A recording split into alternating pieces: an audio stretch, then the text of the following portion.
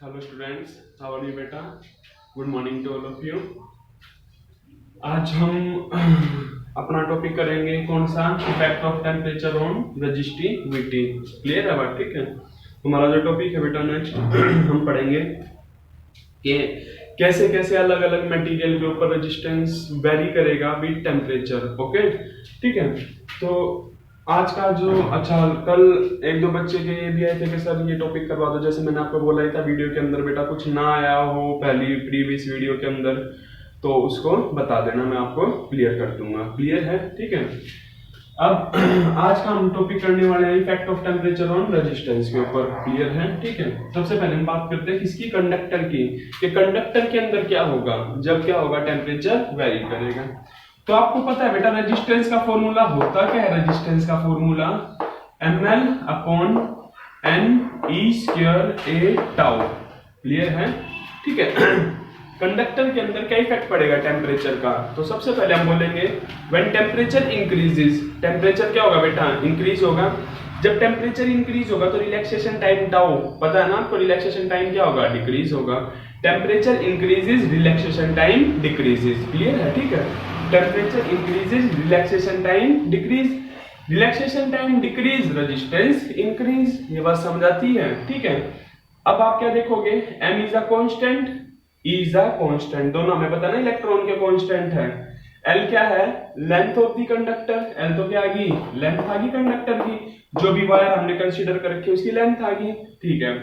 N क्या है? Number, density, number of electron per unit volume. Clear है? एक पर्टिकुलर वायर के लिए भी कैसे है? कांस्टेंट है। पर ध्यान रखना बेटा जब टेम्परेचर राइज करोगे ना तो उस केस में इनकी वैल्यू भी क्या होगी? इंक्रीज होगी। ये भी इंक्रीज होने लग रहा है और ये डिक्रीज होने लग रहा है। दोनों चेंज होने लग रहे हैं, एन बी और टाउ भी।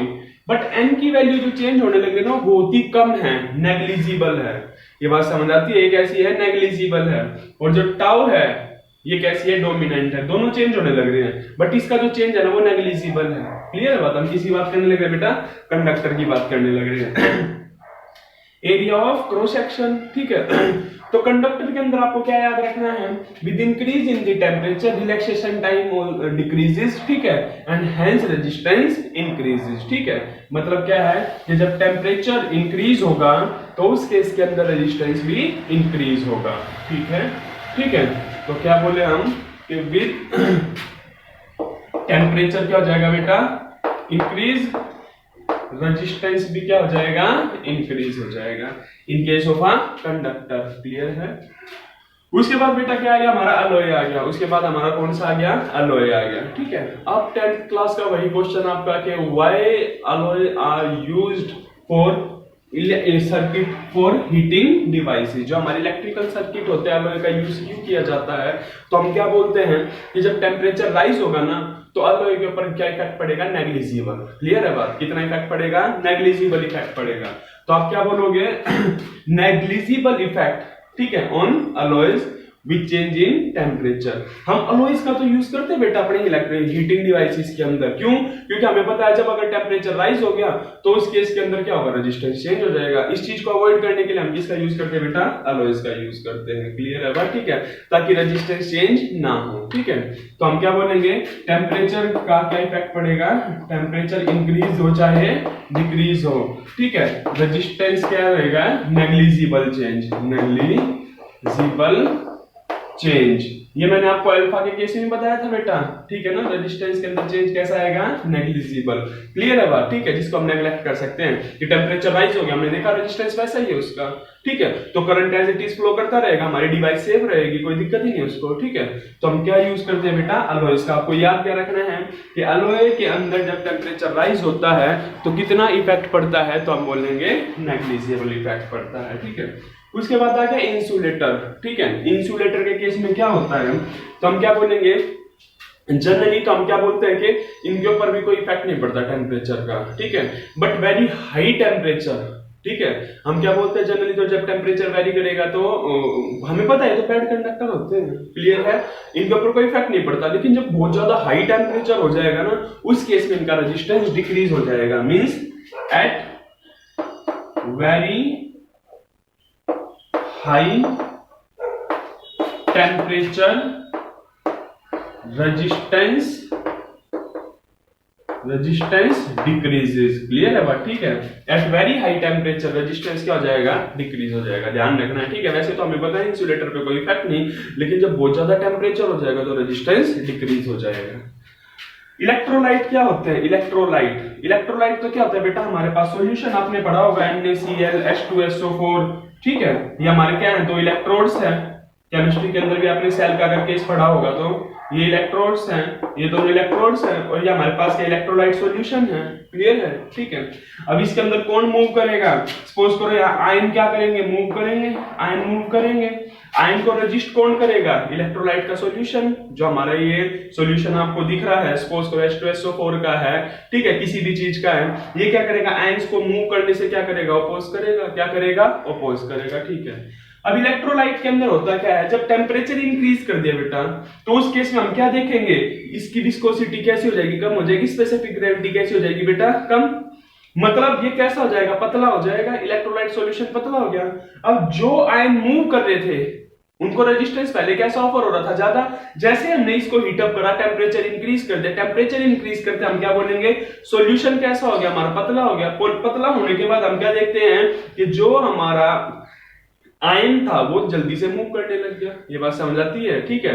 तो उस केस में हम क्या बोलेंगे, क्या with increase in temperature resistance कैसा हो जाएगा, डिक्रीज हो जाएगा। ये बात समझ आती है, ठीक है।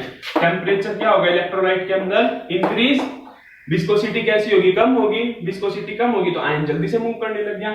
Temperature increases, resistance decreases. Clear है बात, ठीक है। टेम्परेचर इंक्रीजेस, रेजिस्टेंस डिक्रीजेस, ये चीज आपको ध्यान रखनी है, ठीक है।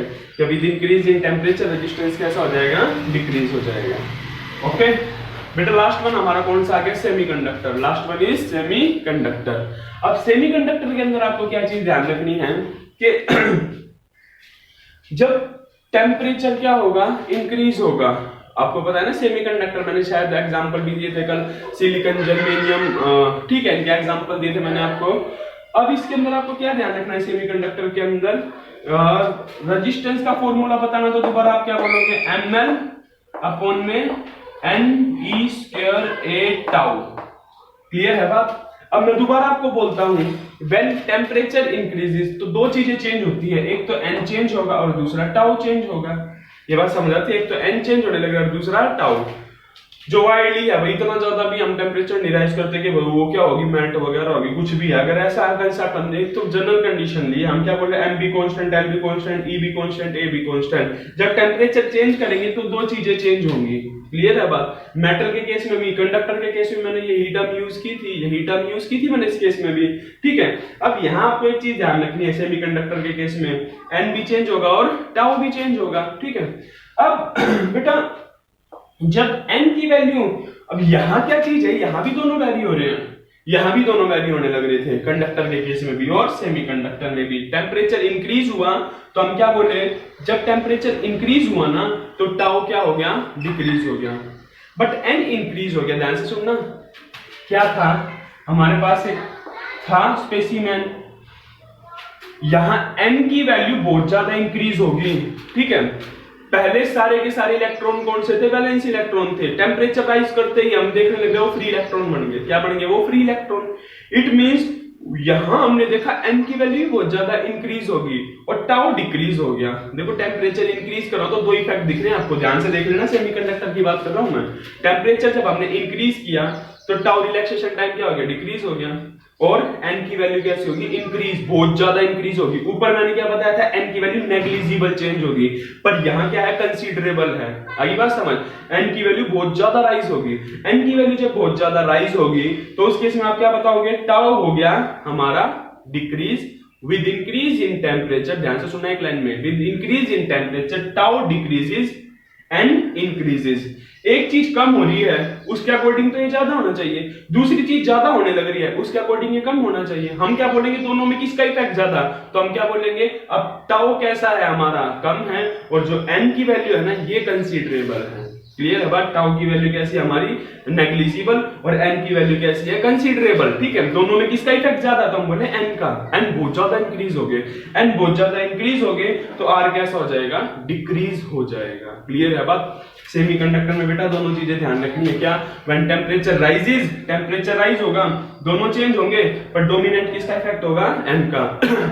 Temperature increase and increase, and increase resistance decrease, ये बात समझ आती है, ठीक है। आई होप कि आपको समझ आ गया होगा। नहीं आया हो तो पूछ लेना। टेम्परेचर कैसा हो जाएगा बेटा, temperature increase resistance decrease, clear है बात, ठीक है। टेम्परेचर इंक्रीज होगा तो रेजिस्टेंस डिक्रीज हो जाएगा हमारा, ठीक है। अब एक चीज के ऊपर आप फोकस कर सकते हो बेटा अच्छे से, कंडक्टर में temperature increase resistance increase, clear है बात, ठीक है। अलॉय के अंदर टेम्परेचर इंक्रीज हो चाहे डिक्रीज हो, इसके रेजिस्टेंस में कोई इफेक्ट नहीं पड़ता, ठीक है। इंसुलेटर के अंदर at very high temperature, temperature increase होगा तो रेजिस्टेंस डिक्रीज हो जाएगा।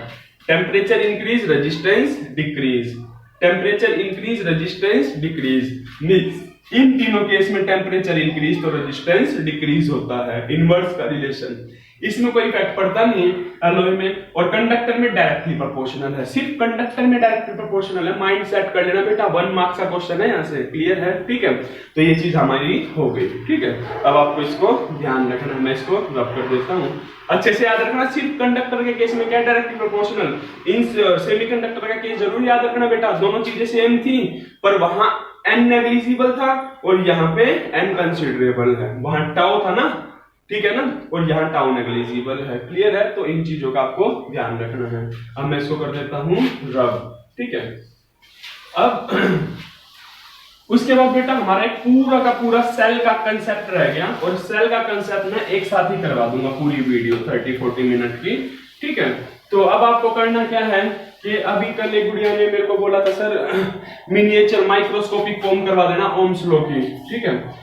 V is equal to I R, V किसके बराबर होता है, IR के ओम्स लॉ है, इसकी माइक्रोस्कोपिक फॉर्म पढ़नी है बेटा, मैं क्या पढ़नी है, माइक्रोस्कोपिक फॉर्म पढ़नी है। यह हमारे पास क्या एक वायर है जिसकी लेंथ कितनी है बेटा, L, potential drop, potential difference कितना है बेटा इन दोनों के बीच में, तो हम बोले V है, ठीक है। तो इलेक्ट्रिक फील्ड सेटअप हो जाएगी यहाँ पे, इलेक्ट्रिक फील्ड का फॉर्मूला होता क्या है, V/L होता है, क्लियर है बात, ठीक है। ये क्या इसका एरिया ऑफ क्रॉस सेक्शन है इस वायर का, ये बात समझ आती है, सारी चीजें मैंने यहाँ लिख दी है। ये क्या आ गया इसका एरिया ऑफ क्रॉस सेक्शन आ गया, एक वायर का टुकड़ा कंसीडर किया जिसकी लेंथ L थी, हमने यहाँ पोटेंशियल डिफरेंस क्रिएट कर दिया V, इलेक्ट्रिक फील्ड V/L है, क्लियर है बात, ठीक है। अब हम यहाँ करते हैं, इस वायर को हमने यहाँ लगा दिया और उसके बाद इसके साथ क्या लगा दिया, एक एमीटर लगा दिया करंट मेजर करने के लिए, यहाँ पोटेंशियल डिफरेंस क्रिएट कर दिया, की लगा दी, ठीक है। इसकी लेंथ L है, पोटेंशियल डिफरेंस कितना क्रिएट कर दिया, V क्रिएट कर दिया, ठीक है। तो ये सारी टर्म हमने पढ़ी थी, इसके अंदर करंट की डायरेक्शन पॉजिटिव टू नेगेटिव है, ये सारी टर्म्स हमने पढ़ी थी, ठीक है। अब यहाँ सबसे पहले देखो माइक्रोस्कोपिक फॉर्म की बात कर रहे हैं हम, किसकी बात करेंगे, माइक्रोस्कोपिक फॉर्म की। तो उस केस के अंदर V को हम क्या लिख सकते हैं बेटा, E इंटू एल, V को क्या लिख सकते हैं, E into L, electric field is equal to V/L, तो V किसके बराबर आ जाएगा, E इंटू एल के माइक्रोस्कोपिक फॉर्म के अंदर, क्लियर है बात, क्योंकि V तो टोटल बताने लग रहा है, V तो टोटल बताने लग रहा है, V पोटेंशियल डिफरेंस है।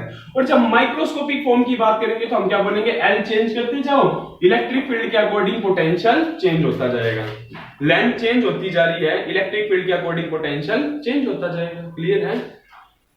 V is equal to I, current कहां से निकालोगे बेटा, J निकाला था हमने constant, current density is equal to current by में एरिया, A cos थीटा आपको ध्यान होगा, ठीक है।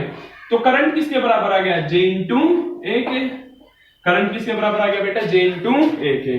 अब बात कर रहे हैं रेजिस्टेंस की, रेजिस्टिविटी का फॉर्मूला क्या पढ़ा था बेटा हमने, RA बाय में L, तो यहां से R निकालना, R किसके बराबर आ जाएगा, ρL बाय में A के बराबर आ जाएगा, ठीक है।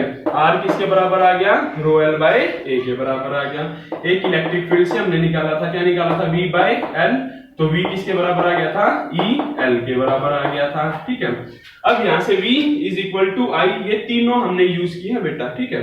R किसके बराबर है बेटा, तो हम क्या बोलेंगे, ρL by A, ρL by A, A से क्या हो गया कैंसिल, L से L क्या हो गया बेटा कैंसिल, ठीक है, L से L क्या हो गया कैंसिल हो गया।